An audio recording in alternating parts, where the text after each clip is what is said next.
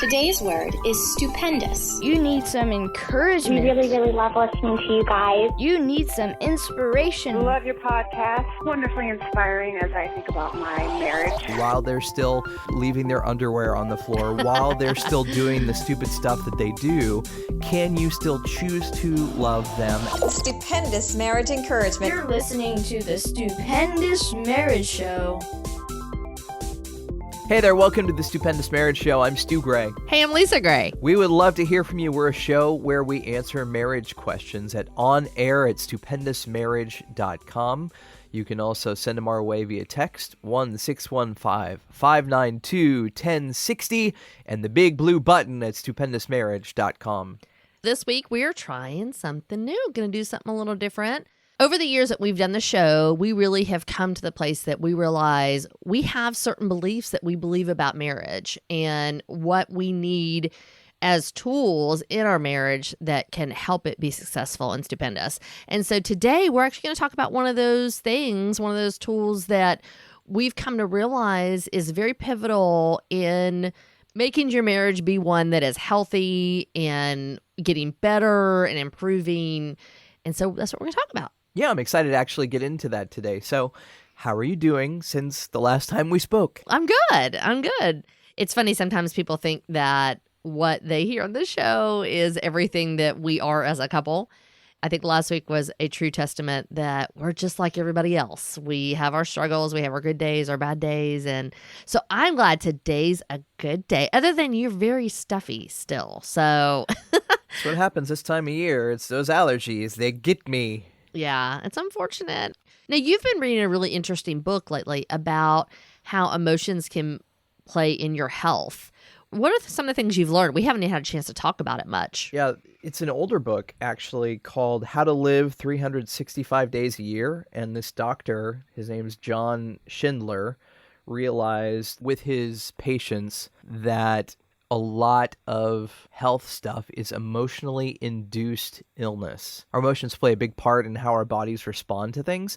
If we can keep our emotions calm and confident and steady instead of, living in fear and anger and off the chart emotions, that a lot of times the things that we go to doctors for, I don't know the percentages, but high percentage begins with our emotions. And I've just been really interested in that because just what's been going on with my body and trying to really figure out if, the things I deal with are real in my body or if it's just emotionally induced. And I think it's both and. I don't think it's just one or the other. But trying to live healthy emotionally and mentally, I think is a super important thing. Well, and as funny as weather sounds to be involved in that discussion, I can tell on days that it's really cloudy and dreary and rainy that my emotions, I kind of wake up a little bit more like, oh, I just want to stay in bed. And then what generally happens is all of a sudden my head hurts and then my tummy hurts. I really think there's something to it. I'm excited to read it when you get done because I think so many times, yes, there's definitely physical things wrong with people, right? But I think there are a lot of things like ulcers and aches and pains and inflammation in our body that can be caused by stress, fear, worry, not sleeping well, and how our emotions can play into what our body's doing. I've had my own body do that where like all of a sudden I started feeling a pain and I realized it's because I'm like, whoa! And I calm myself down and the pain's gone. And it's like, what? So I'm excited to read the book too. And that really ties into what we're talking about today, which we will do next. So this show is about answering emails about questions, and as we have answered questions and questions and questions on the show, we've realized patterns that people send to us over time, and we're trying to think about the themes that we usually go back and encourage people in. And one of the things we really believe in is working on yourself in marriage. When we get emails that say, hey, he's like this, and how do I change him? Or she's like this, and how do I change her? Like, he's a spender, I'm a saver. He wants more sex, and I want less. How do I get him to change? My wife gets upset when I'm not around, and how do I get her to change? Our big thought is, Well, you have to work on yourself first. We kind of go back to that. It's funny. Some of our listeners and friends, Jeff and Christy, sent us this big sign that says, "Own your crap." And I said it on a show a while back. It's about personal responsibility and owning your stuff and really stepping into that. Jim Rohn, who was a business philosopher, actually said, for things to change, you have to change first. And in Matthew 7:5, Bible says, first, get rid of the log in your own eye. Then you'll see well enough to deal with the speck in your friend's eye. That's Jesus talking. And it's like, you've got this big thing blocking your own view, and don't worry about the other person's little thing that they have. Get rid of your stuff first.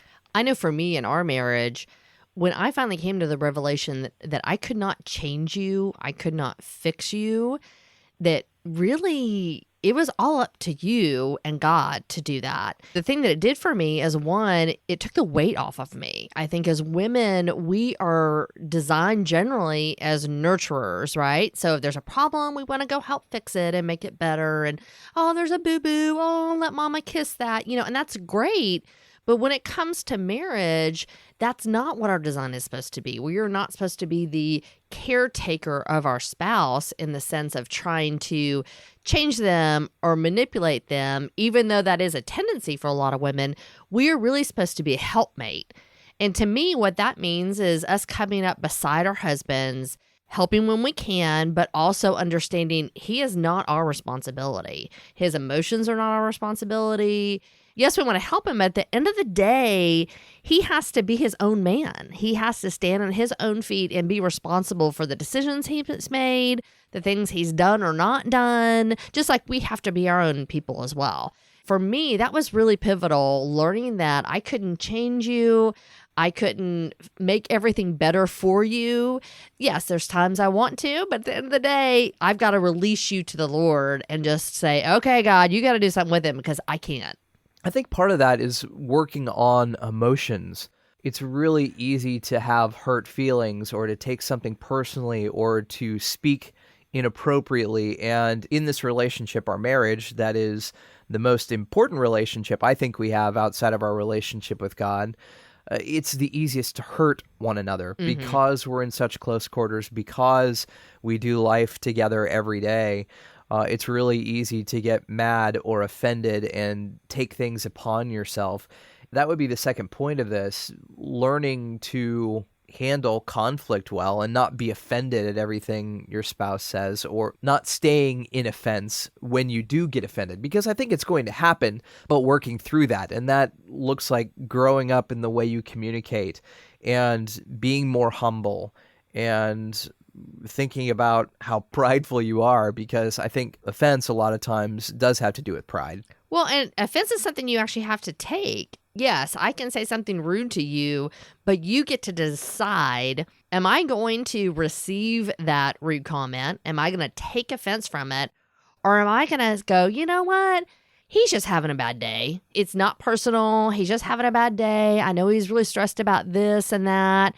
And so I'm just going to give him grace. And I'm going to say, honey, I am so sorry that you're offended and you're upset with me right now, but I love you and let's talk about it later. It is a choice. It is literally something that when I say something to you, you have a choice if you receive that offense or not, and if you actually take it in for yourself. Well, and you said something there I think that is really important, and that's it's situational.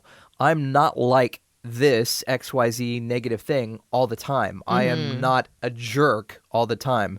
You are not nagging all the time. And I think when you start labeling your spouse as this thing or that thing, you have an issue. And John Gottman says that's where you get contempt, that's where you get criticism, and then as he calls them the 4 horsemen of the apocalypse, you add stonewalling and defensiveness. Contempt is when you think of yourself better than your spouse or someone else, and that can look like rolling your eyes or correcting someone's verbiage, or where you put yourself on a pedestal and you look down at the other person. And then criticism is you make that situational thing that you were just talking about a defect in the other person. You criticize them because, oh, you are just a nag. Oh, you're just a jerk. And if we can get past that labeling, oh, he's not a jerk, he's just being jerky right now. Right. She's not a nag, but she's kind of being like that right now. Those two are the big two of the 4 horsemen of the apocalypse, and really thinking through those. I mean, stonewalling is a thing guys do more often when they kind of shut down during an argument, and defensiveness is you go back and forth and you say something bad and then I say something worse that you did. Right. And you kind of do this dance. I just thought that was really good. Thinking of your communication as situational and not as labeling someone as a negative thing. Right. Because Yeah. I think it's important to not go to negative labeling of your spouse. For you and I, there are times that we call each other out when we say every time, and I never do that, or you never do this. And I think it's really important not to go to extremes. Talking about working on you, which is the main thing for today. You can choose to take offense or not. You can choose to have a productive conversation or not. There's so many things that as individuals, we have power in being able to direct where our marriages are going and how we respond to our spouse. Because if we're not trying to control them and we're just inward focused, what can I do today in my marriage to work on me? What can I do today in my marriage to love my husband better? What can I do today in my marriage to shift the atmosphere of what's happening in our marriage, whether it be in the intimacy area, communication, finances, parenting? It's really stopping and thinking about what you can do as a spouse to be able to move your marriage in a positive direction instead of taking it in a negative direction. And I think that has so much to do with who you are in Christ. Because I'll never forget when we sat down with a marriage counselor years ago, and he looked at me and he said, "Now, who are you if I asked you who you are?" And I said, "Oh, I'm God's kid." And he pointed to you and said, "Well, who is he?" And I said, "Oh, that's my husband." And he's like, "Well, what if he, first and foremost, is God's kid too? What if you guys are like actually brother and sister in Christ? And what if you have conversations in your marriage from that role? As his sister in Christ, would you give him more grace? Would you give him more understanding?" And I was like, "What?" Because I had never thought about that before. Yeah, that's a great point. I mean, if we're going back to the Bible, there are a lot of things in there about our identity in Christ. You know, Galatians 2:20, I've been crucified with Christ. I no longer live, but Christ lives in me.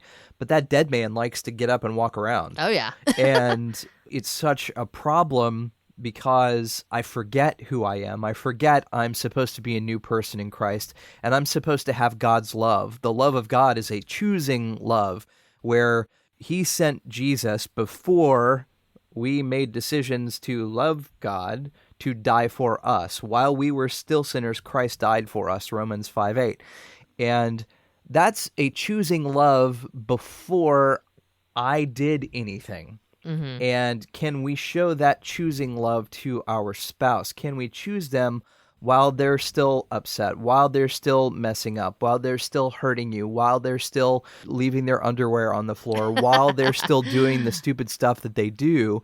Can you still choose to love them and love them through that and see beyond that the way God does?